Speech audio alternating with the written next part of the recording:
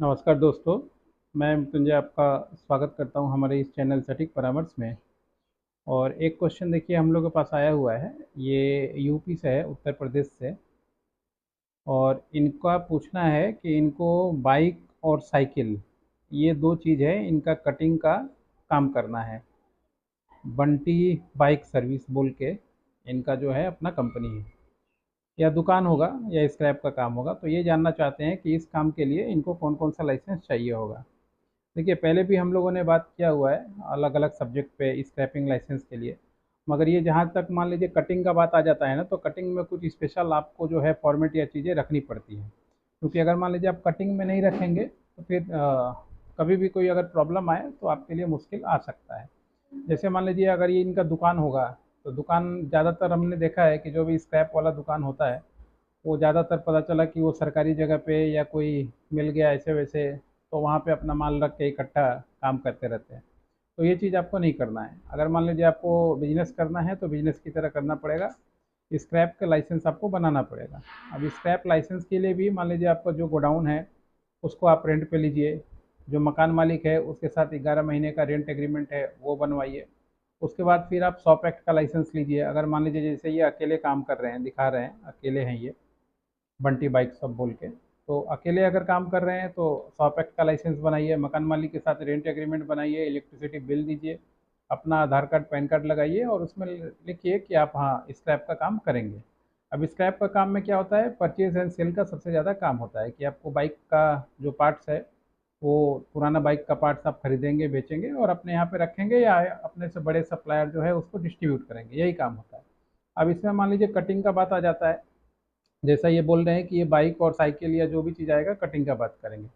तो कटिंग अगर आप करेंगे तो सबसे पहले मान लीजिए आपको अपना शॉप एक्ट का लाइसेंस हो गया, आप उद्यम का रजिस्ट्रेशन करवा लीजिए, करेंट अकाउंट अपना ओपन करवा लीजिए और जीएसटी ले लीजिए। क्योंकि मान लीजिए आपके पास बाइक अगर आपके राज्य दूसरे राज्य से भी आ रहा है या दूसरे स्टेट से भी आ रहा है या आप जो पार्ट्स है वो दूसरे स्टेट पे भेज रहे हैं, बेसिकली मान लीजिए इकट्ठा तो आप कर लेंगे, मगर जब आपको बेचना होगा तो आपको दूसरे राज्य के वेंडर या डीलर का को पकड़ना ही पड़ता है काम करने के लिए।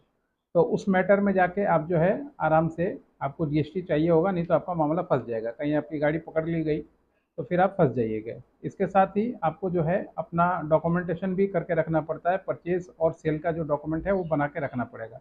पता चला आपने किसी ऐसे आदमी से खरीद लिया जिसका कुछ अता पता ही नहीं हो, जानते ही नहीं हो, आपका वेंडर ही नहीं हो या आपके साथ रजिस्टर्ड नहीं हो, या पता चला कहीं से चोरी करके लाया हो, आपको बेच दिया हो, तब तो आप फंसेंगे।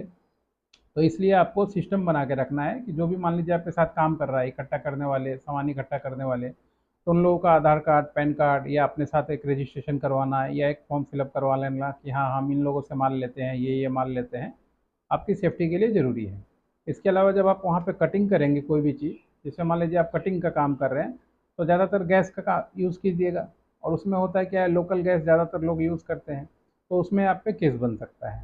कभी भी जब इस तरीके का गैस कटर का काम आप लें, तो कमर्शियल जो आता है एचपी का या मान लीजिए बाकी इंडियन का किसी का भी, जो 25 केजी और आपका 18 केजी का जो कमर्शियल होता है उसको यूज़ करें। क्योंकि अगर आप रेसिडेंशियल या एलपीजी यूज़ करेंगे, लाल टंकी वाला जो घर में यूज़ होता है, तो आपको फायर ब्रिगेड वाला भी चाहे तो फाइन लगा सकता है, आपको चाहे तो पोल्यूशन वाला भी आके लगा सकता है, आपको जीएसटी वाला भी लगा सकता है, क्योंकि उसका परमिशन यूज़ करने के लिए नहीं है। देखिए, ये काम ऐसा है कि जब आप आगे बढ़ेंगे तो सपोर्ट में कम और फंसाने वाले लोग आपको ज़्यादा रहेंगे।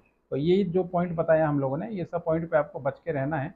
और भी गवर्नमेंट का बहुत सारा रजिस्ट्रेशन है, जैसे कुछ फ्री प्लेस वगैरह है, या गवर्नमेंट का और भी मेक इन इंडिया के तहत बहुत सारा रजिस्ट्रेशन है, उन सबों को ले लें तो आपके लिए अच्छा रहेगा। आशा करता हूँ कि ये वीडियो में आपको जानकारी मिल गया होगा कि अगर आप गाड़ी कटिंग नहीं, आरबीएसएफ दूसरा चीज़ है और ये दूसरा चीज़ है। बाइक और साइकिल वगैरह कटिंग या कोई लोहा आ गया मान लीजिए, उसको पार्ट पार्ट में करके बेचना है, तो ये सारा जो डॉक्यूमेंटेशन बनाया ये जरूर लेके रखें।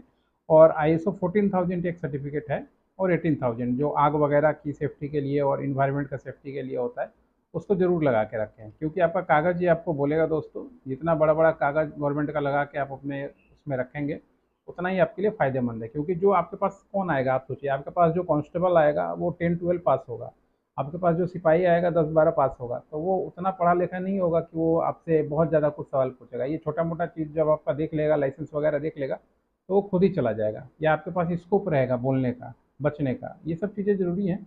इन सब चीज़ों को पालन करके ही आप जो है लाइसेंस बना सकते हैं। बाकी हमारा जो सेशन है आप ले सकते हैं 1500 रुपये 30 मिनट का, जिसमें आपको वन टू वन समझा के, या और भी आपको मान लीजिए कोई प्रॉब्लम आ रहा हो, या आप डेमो सर्टिफिकेट चाहते हो अपने एरिया का किस तरीके से काम होता है नहीं होता है, तो वो सारा चीज़ भी हम लोग प्रोवाइड करते हैं। आज के लिए इतना ही। नमस्कार।